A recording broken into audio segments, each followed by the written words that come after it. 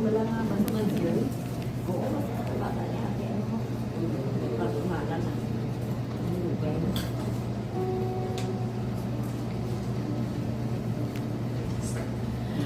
Good evening, everyone. Good evening. Hello. It's a great honor and privilege. We are from St. Pauline's Church. We're in Banga. Siyempre Banga, South Cotabato. Again, isa ka pribilehiyo na makagather kita together as part of the family of Flores. And malapit sa among kasing-kasing Agreda Modern Families, no? So that's why ari kami sa paghatag sa comfort. Kapag kami thankful it ang bulaan kita sa loved ones nato or loved one nato sa family. But salamat sa Ginoo sa pag-sustain sa strength sa kasing-kasing babinawaton sa plano sa Ginoo. May mga purposes sa kinabuhi nato. Pamilya, nalilito ako sa Flores family. Lord, sila din ako sa kasukanan, tulad din ako kay nagtaliwan isa sa mga nasa itong pinuli. God the Lord, nagatuo kami na ikaw ang Diyos na hatag sini sa amon sa Panginoon nagulangan, pero in Jesus' name, amen.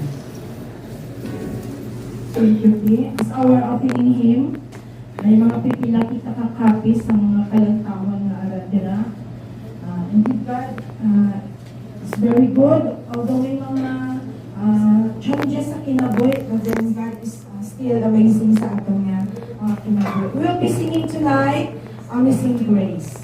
We will be singing the first, second, third, and the seventh stanzas only.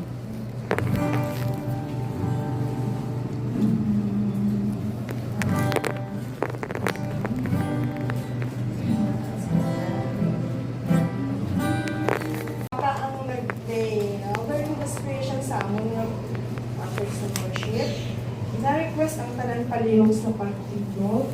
As I read to you our scripture reading found in the book of John. John chapter 14 verses 1 to 3.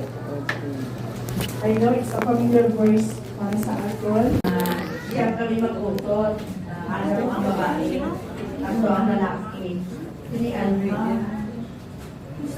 Ni ano ba ikapito? Ay ano siya? Ay, kaya siya. Kami na nato ni ano magpilay sa sultanay. Tapos si Mama Kay. Bali ko na lang ang subong na bilin. Apat. Tatlo ka babae. Kaya na malaki ko na sila. Hindi Alma, naka-auto na makalagaon. St. Pauline's Church, the Reverend Miten Pascual.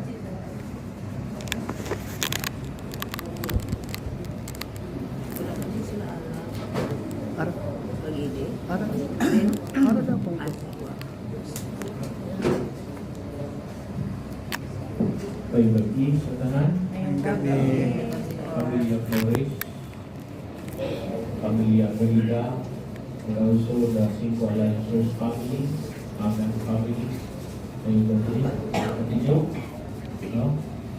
Last time, pay for is the meet naman pamilya ni Adi Alma, Mang Alma, kag siguro hindi pa siya amon na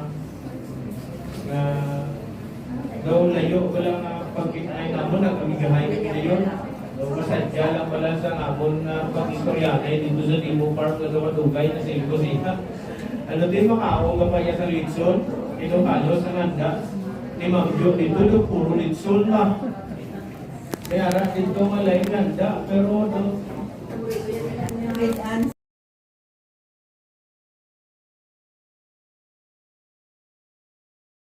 Lugib sa akon.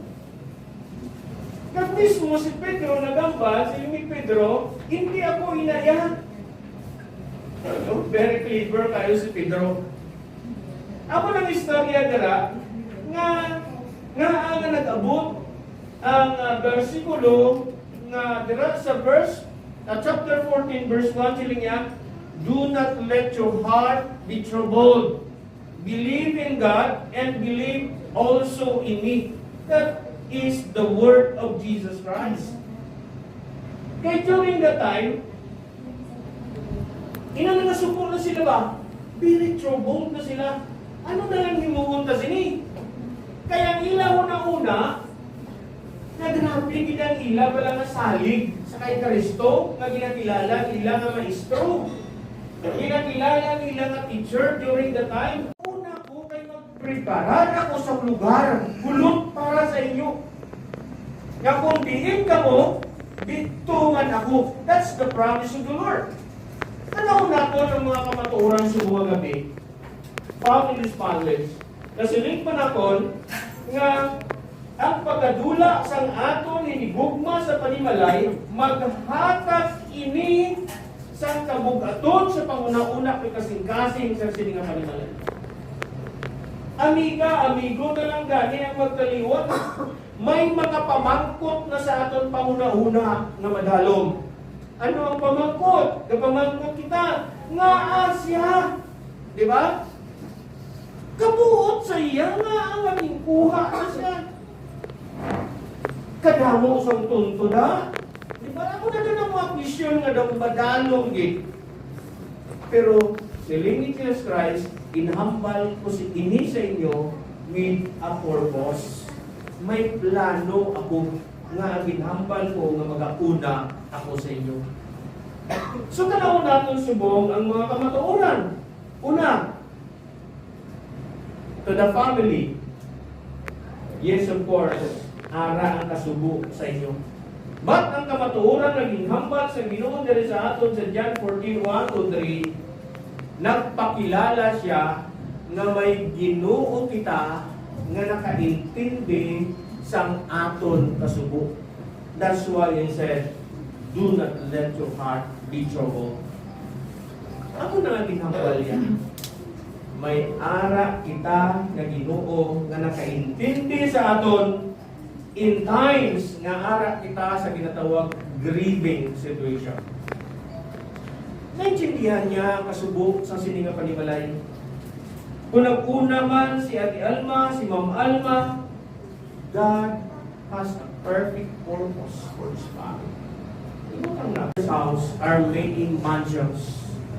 Maging prepare ako dito. Abundansya, malapad na space that someday dito ang ginatawag natin nga great reunion.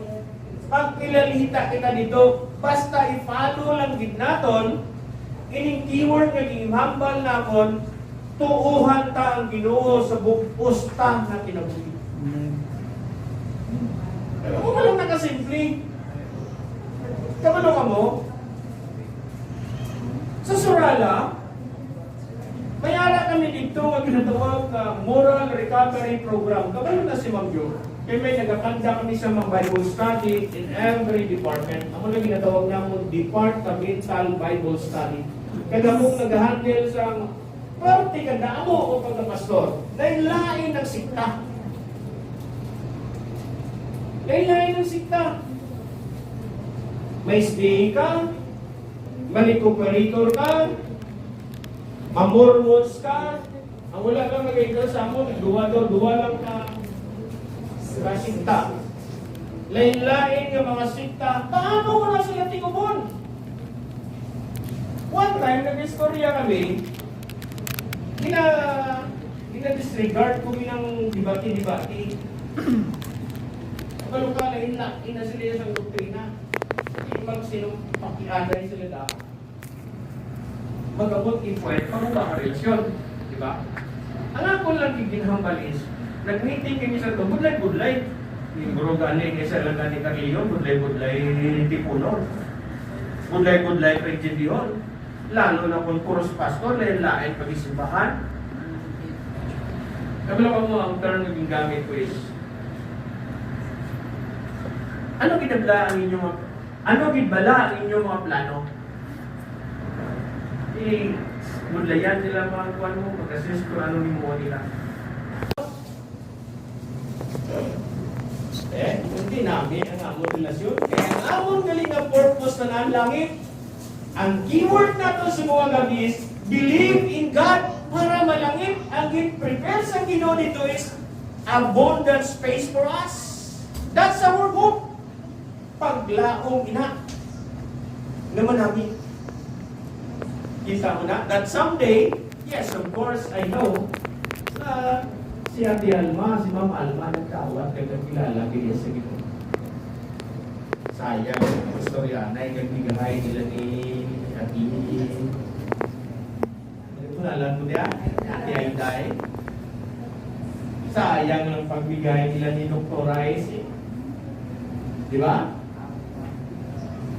Si Ma'am Alma yan, nagatulo ang luha, nagagariya.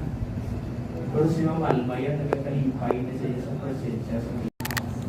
Makasiling ka mo sa kay Ma'am Alma, Ate Alma, yes, nauna ka sa amon, but someday makaupag ka na. Tandaan ka yung tatlo ka buka. Yung tatlo ka kamatuuran, nga mag-remind sa aton nga bisan na una, ining aton hinigugma sa aton kinabuhi. Tandaan ka. Una, may Diyos kita nga nakaintindi kung ara kita sa kasunod. Ikadua, may Ginoo kita nga nagahatag sang pagdilaom sa aton.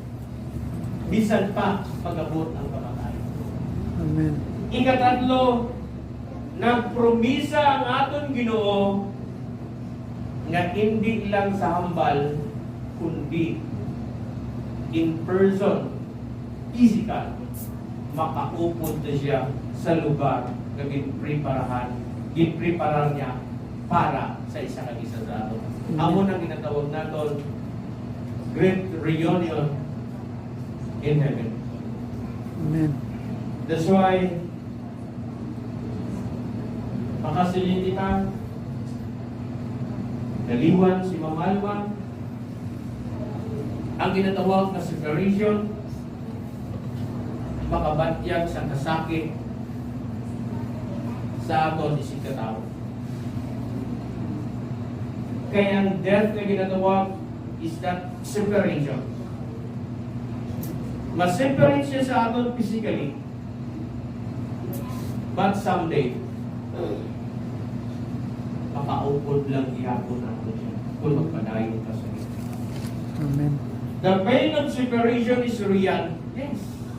But, makahatag sa pagpamakan sa ginabatyag ninyo mga kasakit sa inyong mga saya.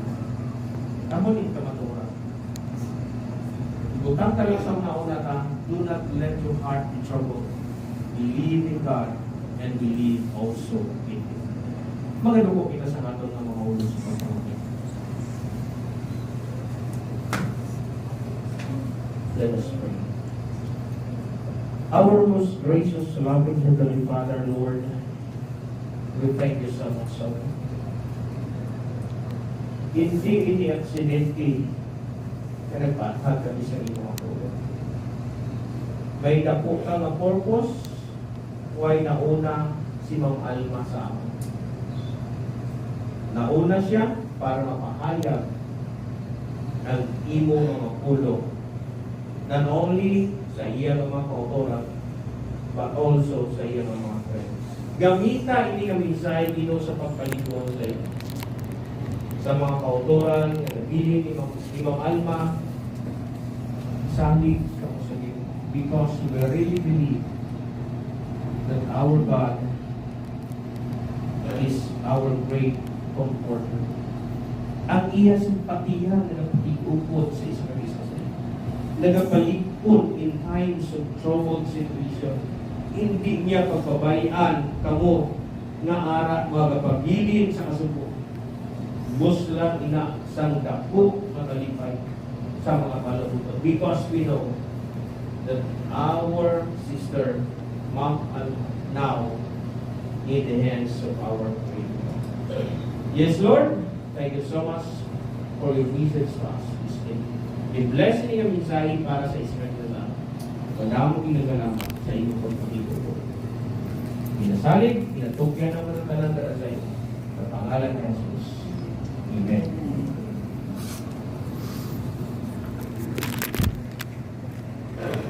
Constantly abide sa Ginoo sa mga plano niya sa atong mga kinabuhi. So kantahon natin ang stanzas, all stanzas ng constantly abiding.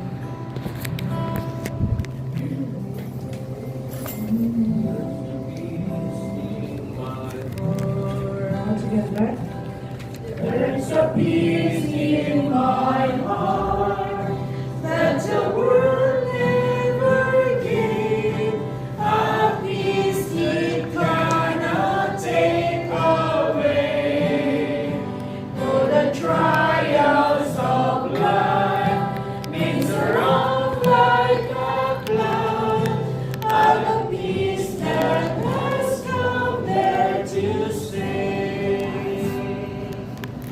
Constantly abiding, Jesus is mine. Constantly abiding, rapture divine. He never leaves me lonely, whispers oh so kind. I will never leave thee, Jesus is mine. All the world seems to sing of the Savior and King, and peace really came to my heart. Troubles all fled away, and my night turned to day. Blessed Jesus, how glorious thou art. Constantly abiding, Jesus.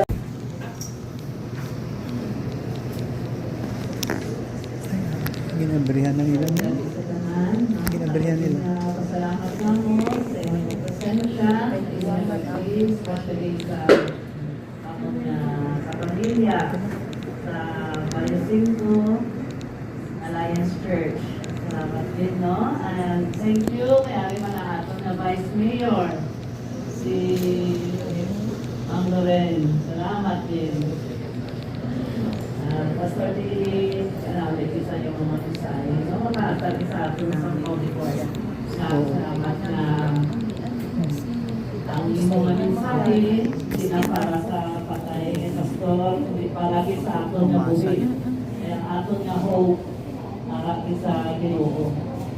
At nawatian naton nga ang mensahe ni Pastor, no, na Ginoo ng Jesus ng binahaton na living hope na maka-reunite kita sa aton na pinalamantan, no, sa heaven kung patunan natin siya as our God and Savior. So, thank you sa presensya sa tanan, no? Ang aton karon na kada gabi may nakita may isang schedule na microservice para kay Myanmar, no? At para din sa pamilya at sa mga kinalangga. Among mga utos man sa mga kapilala, no? Mga friends.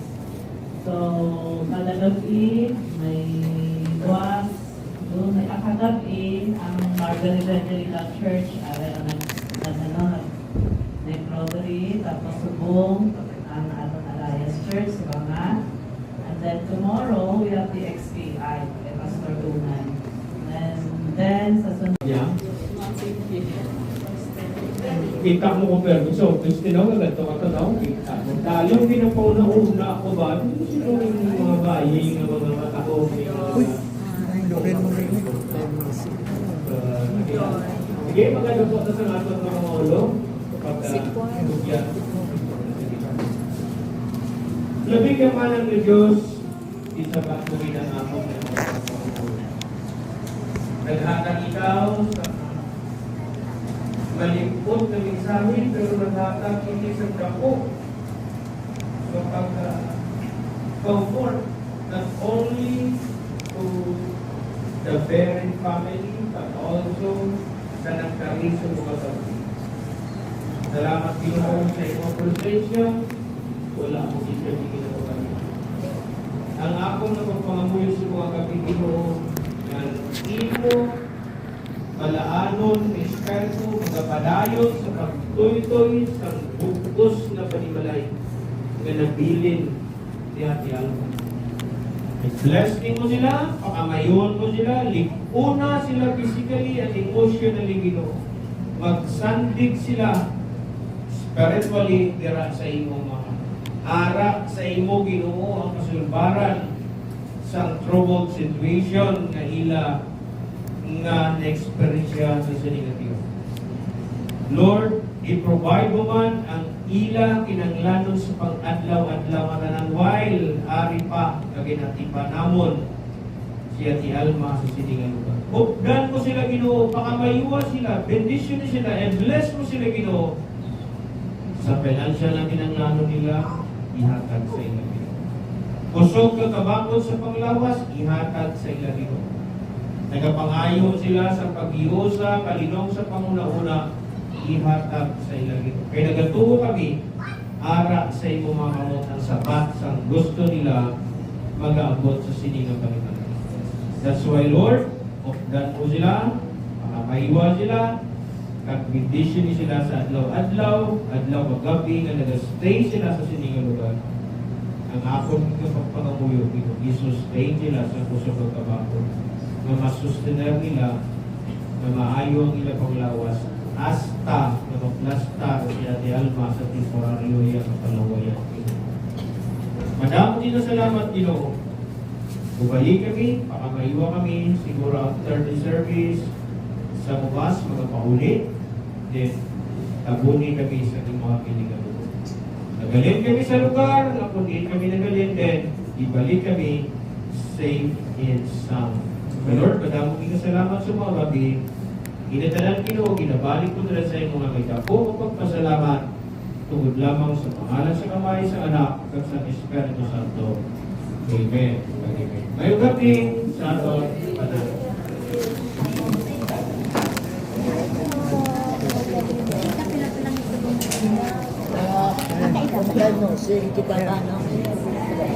Si Inday Sheila Diskaya mo niya mo lang lady ni Tita Ams sa Sorala.